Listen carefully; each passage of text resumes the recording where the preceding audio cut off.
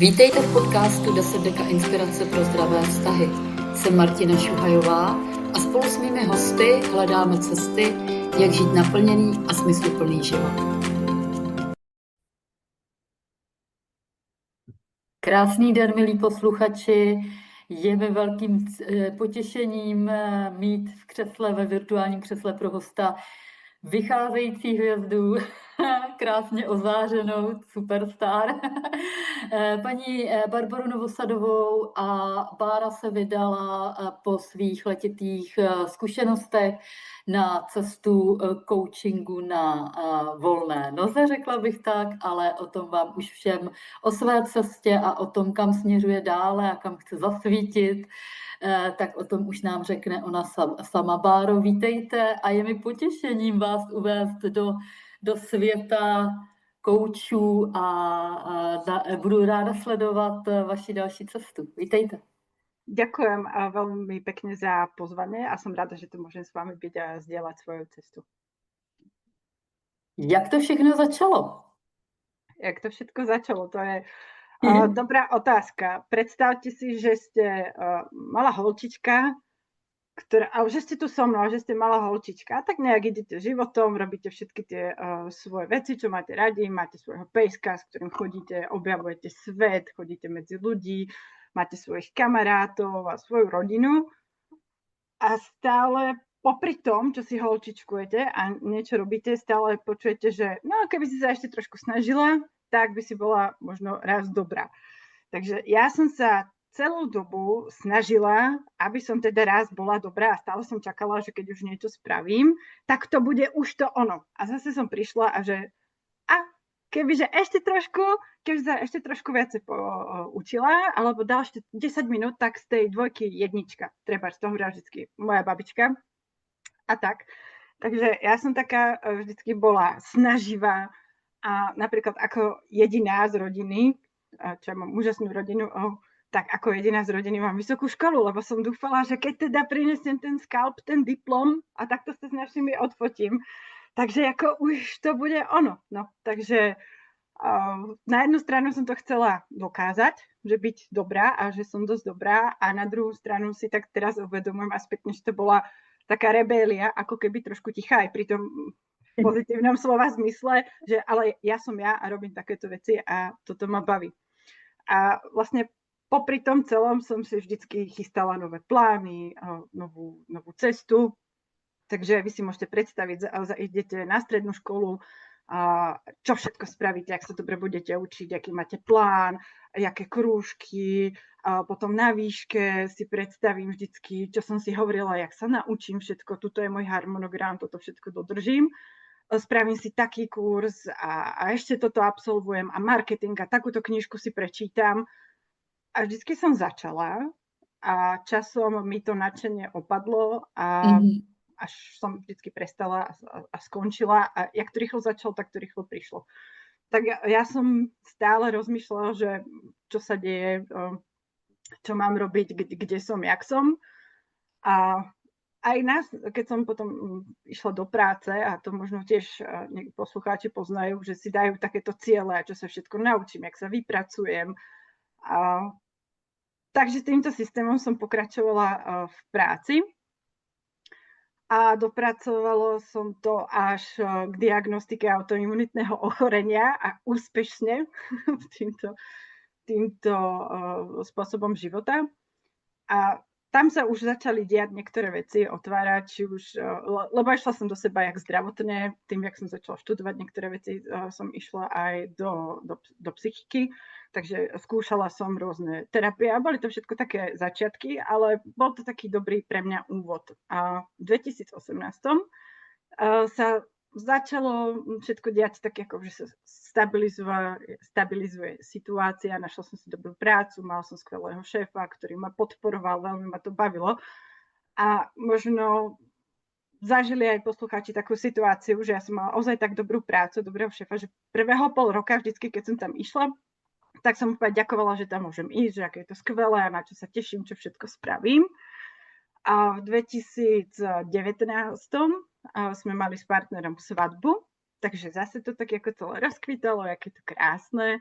úžasné, sme si plánovali, jak budeme žiť, čo všetko zažijeme, že budeme mať rodinu, kam pôjdeme na dovolenku a taký ten ako malý život, ale spokojný, všetko dobré. A keď to tak všetko kvitlo, tak v roku 2020 som sa zobudila jedného krásneho dňa. Bola sobota, bolo pekne, začínala jar.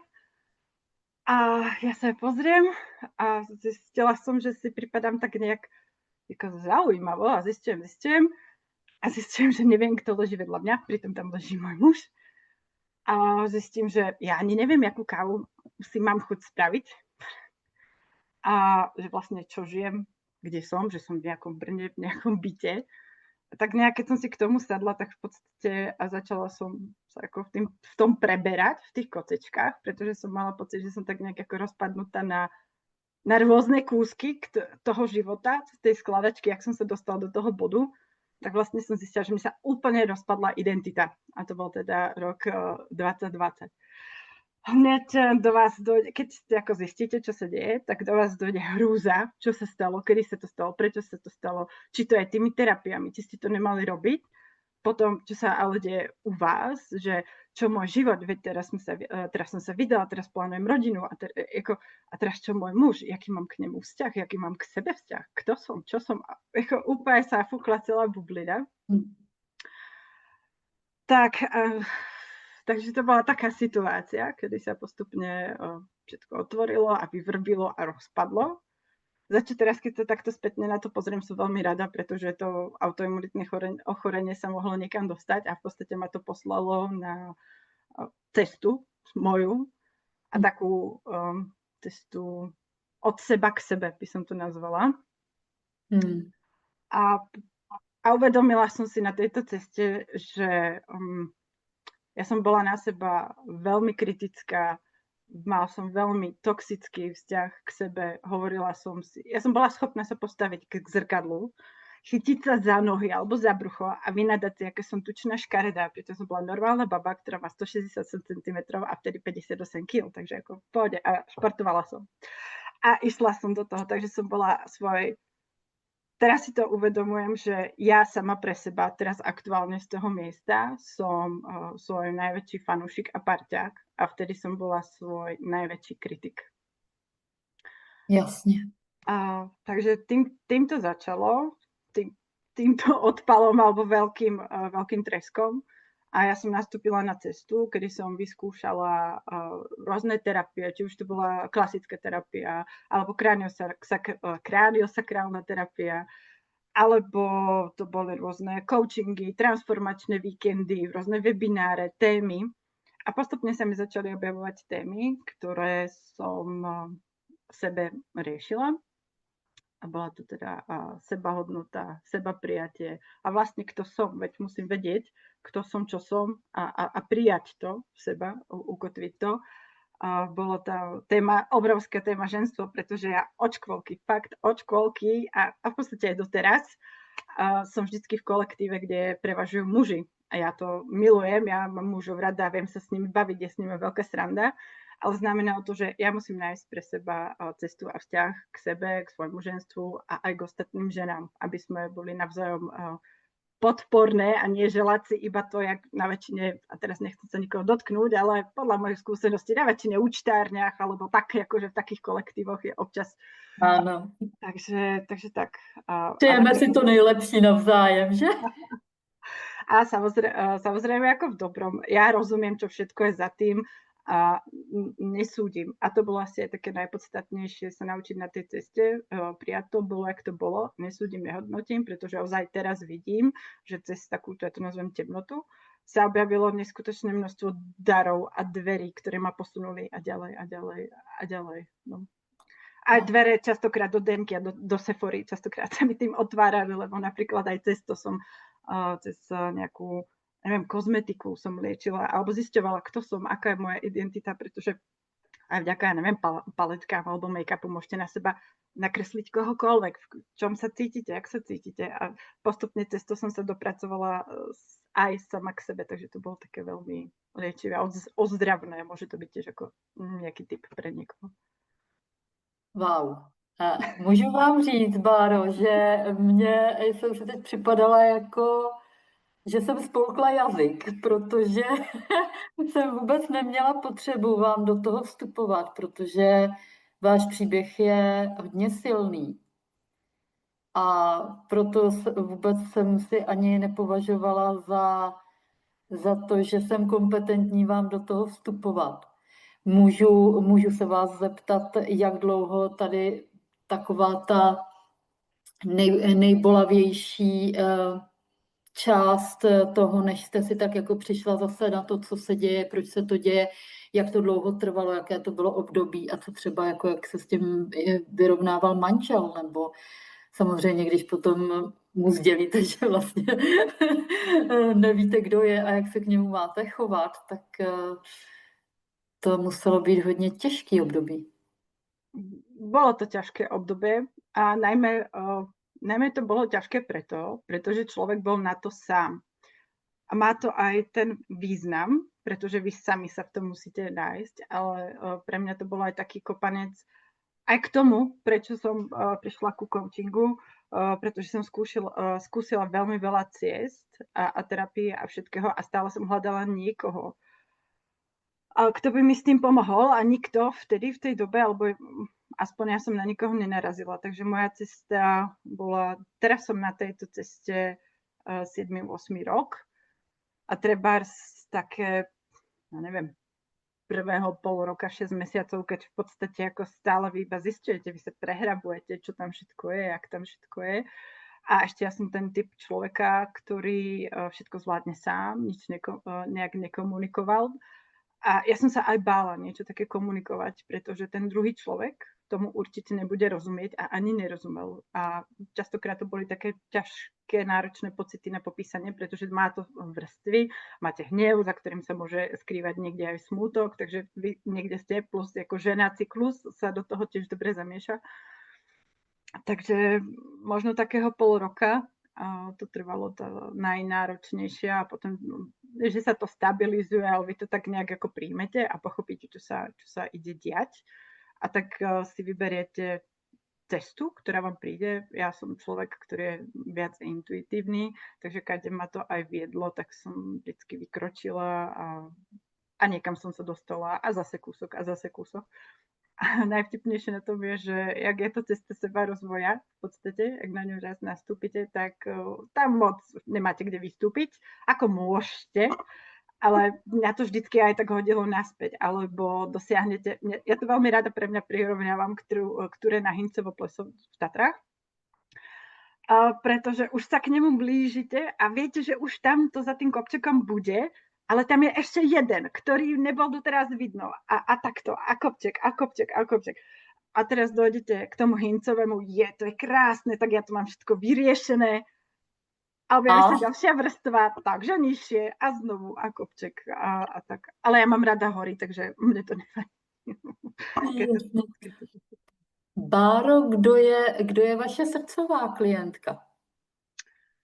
Pre mňa srdcová klientka, ja by som povedala, keď si ju predstavím, tak je to žena, ja minus 7 rokov, kde sa niekde žene stane niečo takéto, buď aj s tým rozpadom identity, alebo ako vôbec len to, že zistíte život, že žijete niekoho úplne iného.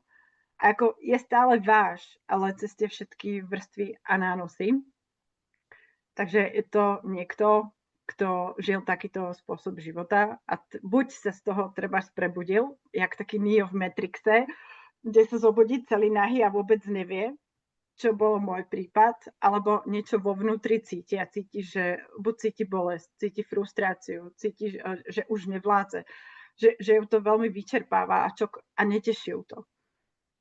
A je to žena, ktorá sa práve chce cítiť silno, slobodne a najmä radostne. Chce si to užívať. Chce si užívať seba, svoj život, jak tvorí, čo tvorí, koho posunie, čo zažije.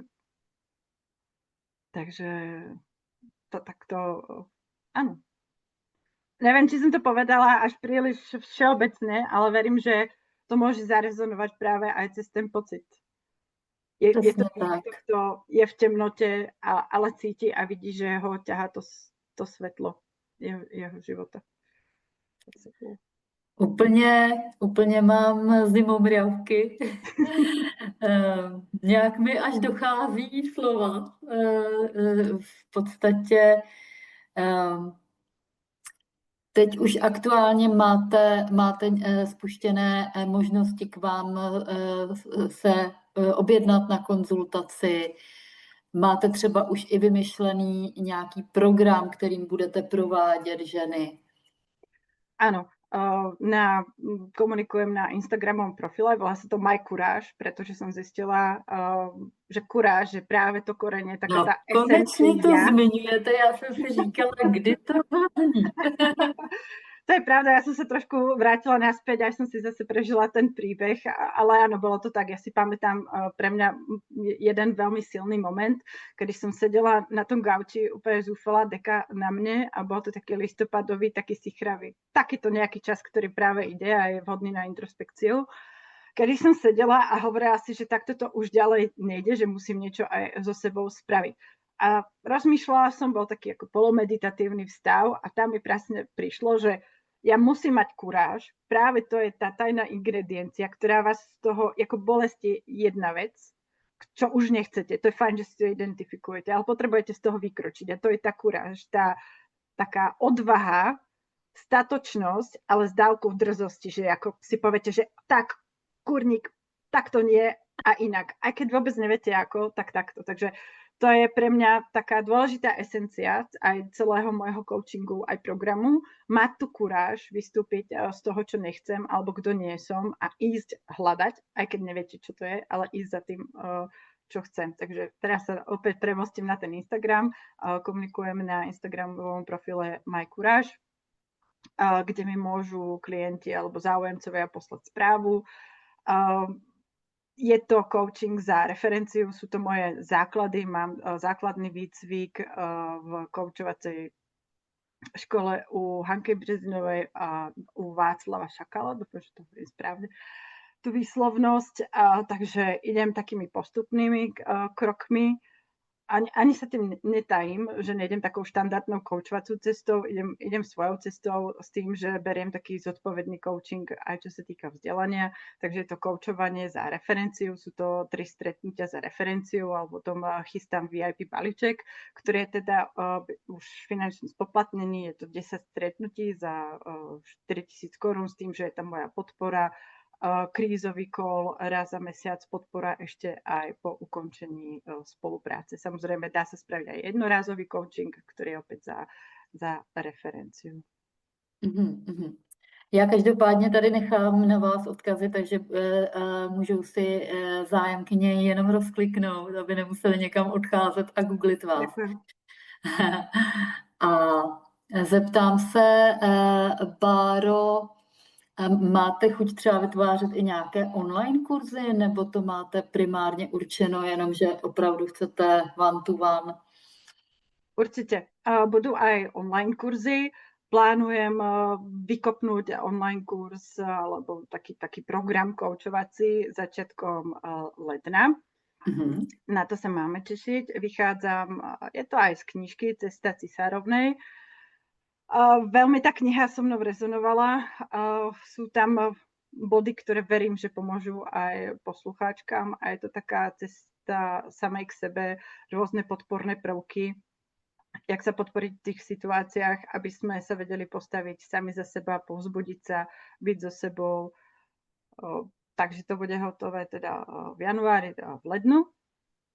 A ešte s kamarátkou plánujeme počas podzimu také kakao, akoby kakao ceremóniu, ale nechcem to nazvať až príliš spirituálne, ale máme radi kakao, teplý nápoj v zime, aby sme sa trošku cítili dobre pohodlno s coachingom. Je to viac zamerané na ženy, ženské kruhy, takže takéto sú plány na spoluprácu. Krásné plány. Kam za vámi dojedeme na kakao si s vámi vypít? Zatiaľ to plánujeme, keďže som zo Slovenska z Trnavy, takže toto kakaoko sa bude diať tam. Uvidíme, či to teda presunieme aj do Brna, ale teda kamarátka, s ktorou to robíme, je z Trnavy, má tam aj nejaký priestor. Ja som tiež z Trnavy, takže takto to spojíme.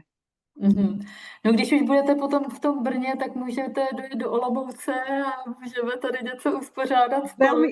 Veľmi rada. Ja som otvorená takýmto spoluprácam, takže koho to aj ku mne zavolá, alebo má pocit, že by chcel so mnou spolupracovať, že by sme to mohli spolu niečo pekné vytvoriť a posunúť, tak som otvorená aj týmto spoluprácam. Určitě si myslím, že spolu něco vytvoříme dál, protože není náhodou, že jsme se takhle setkali. Báro, kdo vás inspiruje? Kdo je pro vás inspirací? Život. Ako ja viem, že to znie ako nejaké klišé, ale pre mňa je to naozaj tak, pretože aj počas tej mojej cesty sa objavovali, keď ja som si riešila nejakú tému, tak vždycky sa objavila nejaká žena, ja neviem, ja poviem napríklad mama, sestra, kamarátka, ktorá došla s niečím, čo ja som si treba deň predtým ako keby vyriešila, alebo našla som nejakú odpoveď, pochopila som, docvakla som, že ja neviem, prečo sa mi toto nedarí, prečo sa môj muž o mňa toľko nestará, chcem to robiť takto, ale neviem to uchopiť. A ja som vždycky nejak odpovedala a dostal som odpoveď, aha, vidíš, to mi nenapadlo a to dáva zmysel, tak ja to vyskúšam a o 2 dní správa, človeče, funguje to. A ja som si uvedomila, že moje témy nie sú iba moje témy, že to riešia aj iné ženy, iní ľudia, takže preto ten život. A veľmi rada, pre mňa coaching je vášeň aj prekliatie zároveň, pretože to objavujem a zistujem a na sebe to skúšam. A ja mám, alebo oslovil ma transformačný coaching, milujem NLP ako neurolingvistické programovanie, sledujem rôznych ľudí, ktorí práve riešia aj NLPčko, či je to Katka Havlíková, alebo na českej scéne Andrea Duďaško, Peter Sasi na Slovensku. Takže to sa inšpirujem aj týmto smerom, objavujem rôzne techniky. Ja som v tom v podstate non-stop namočená, keď mám chvíľu, vždycky si počúvam nejaký podcast alebo zistujem si nejakú techniku. Potom to aj na mužovi tajne používam, ale on už to prekúkol a ja s tým v pohode, že chápe, že musím trénovať. Takže takto, čo sa týka inšpirácie. Oči otvorené, uši nastavené, srdce otvorené, počúvať, vidieť a vnímať, premýšľať, rozprávať, pozerať do hviezd na oblohu a ono to prichádza. Máte nějakou oblíbenou osobnost? Někdo, nějakou třeba i historickou nebo žijící, kdo si řeknete, wow, tak jako to je pro mě inspirace? Áno, je to princezna so zlatou hviezdou na čele. No tak vidíte zase, už zase, jak se to krásně vrací. Vycházející hvězda má ráda princeznu s zlatou hvězdou na čele a ještě máte nad sebou svatozář. No, áno, ale je to, ja som vždycky ako mala rada tú popolušku a princ na tom koni a nechal sa zachrániť, ale vlastne, ak sa dejal aj ten prerod, tak som nejak prehodnotila aj tie svoje princezny a naozaj pre mňa princezna so zlatou hviezdou na čele je môj taký archetyp, je to môj vzor, je to žena, ktorá, áno, zachránkyňa, ale sebavedomá je odvážna, bola statočná, išla do toho sveta, chcela pomôcť, chcela zachrániť. Zachránila aj samu seba, aj kráľovstvo, aj princa a vlastne aj u nej sa stal ten prerod, kedy dala dole pred Kazisvetom dole ten plášť a ukázala tú svoju hviezdu a nehambila sa žiariť a povedať, áno, tu som a vy ste ma nechceli a ja som tu a stojím tu a žiarím tu tak, aká som. Takže preto. Báro, chci se zeptat, protože náš čas se za chvilku naplní. S čím vším, když to shrneme, s čím vším za vámi můžou ženy přijít?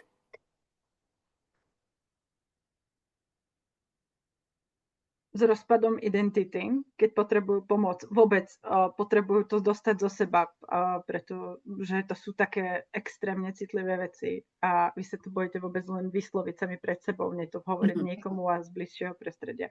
Takže niekto, kto potrebuje podporiť, potrebuje bezpečie, vykročiť, nájsť v tom nejakú stabilitu, hľadá vôbec kto je. seba prijatie, otázka sebahodnoty, sebavedomia, sebalásky a hlavne autenticita. A vy aj objavíte svoju autenticitu a ako to mám žiť, čo s tým mám robiť, to jak nájdete nejaký poklad a dobre, a čo teraz? Čo s tým ako? Môžem si dať k tomu zelené tričko? Môžem, ja neviem, ako to premietnem do vzťahov, ako to premietnem do vzťahu samej k sebe, v práci, v rodine. Takže a aj, keď už niečo také nájdete, treba tú svoju autenticitu, tak mať stále to bezpečie prostredie, že môžem sa prejaviť, pretože tam je taká menšia pásť. Vy to začnete robiť celá nadšená, že už viete, kto ste, čo kto chcete a teraz dojdete s tým domov, že tak, decka, odteraz všetko fialové, jednorožce a ideme autička, šup. Ale vaša rodina vás pozná, že idete sivé kocky a vy sa začnete správať po jednorožcovsky. Takže aj to prostredie začne na vás reagovať. Takže v podstate ženy, možno, ktoré sú už aj v takomto štádiu, jak vlastne ustať túto zmenu, ktorá prebehla, aby ste sa v tom ukotvili, boli stabilné a postupne sa to premietlo aj do toho života. Tí ľudia, je to, alebo vaši rodina a blízky, to je zase bude na nich, čo s tým oni spravia, keď vás vidia zase inak. Je dôležité, aby vy ste sa cítili dobre sami v sebe a so sebou a keď aj blízky uvidia, že vy ste v pohode, aj oni s tým budú byť v pohode, len je to o tom, že vás nepoznajú. Takže vlastne aj toto je ďalšia časť coachingu alebo tých tém, s ktorými viem pomôcť. Skvěle. Máte nějaké životní motto? Něco třeba, co vás provází, nebo třeba někdo to střídá, že má třeba 3 měsíce má nějaké klíčové životní motto, potom ho změní. Jak to máte vy? Moje motto je maj kuráž. To je taký, je to motor a keď mám kuráž, tak druhý krok je žiar. Není co dodat. Báro, já vás tady na tomto místě z celého srdce vyzývám. Vzkaz posluchačkám nebo posluchačům třeba i, co jim chcete vzkázat? Aby sa nebali, pretože strach je silný protivník a aby mali tú kuráž a keď to cítia, jak to povedať, keď cítia, že niečo nie je, dajme tomu v poriadku, aby sa tomu treba aj otvorili, lebo niekto sa iba bojí a aby sa toho nebali, pretože stále je tu niekto, minimálne oni sami pre seba, aj keď sa im to možno nezdá, lebo si povedia, že oni za to nestoja, ale každý človek za to stojí, aby sa tomu otvorili a mali kuráž a išli sami za sebou, lebo nie je nič horšie, než umierať zaživa.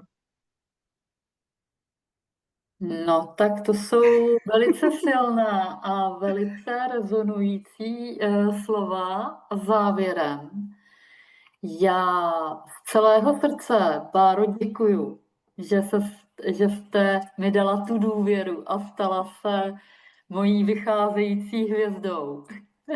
Každopádně těším se na sdílení vaší další cesty, určitě ráda zůstanu v kontaktu.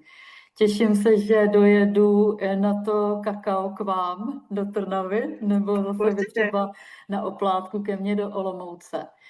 Přeju vám hodně štěstí, hodně úspěchů, kuráže máte na rozdávání a ráda sdílím tady vaše všechny kontakty a s vámi, milé posluchačky, pokud vás zaujal příběh Báry, pokud víte, že to rezonuje a tahá vás to k ní, tak určitě se jí ozvěte a myslím si, že díky ní dostanete i tu svoji kuráž do vašeho života. Mějte se krásně, krásné dny a běžte si za svými sny. Nashledanou. Nashledanou. Děkuji, že jste byli u této epizody podcastu 10 deka inspirace pro zdravé vztahy. Pokud vás bavila, klikněte na odběr na YouTube nebo Spotify a sdílejte ji s někým, komu může dát nový směr.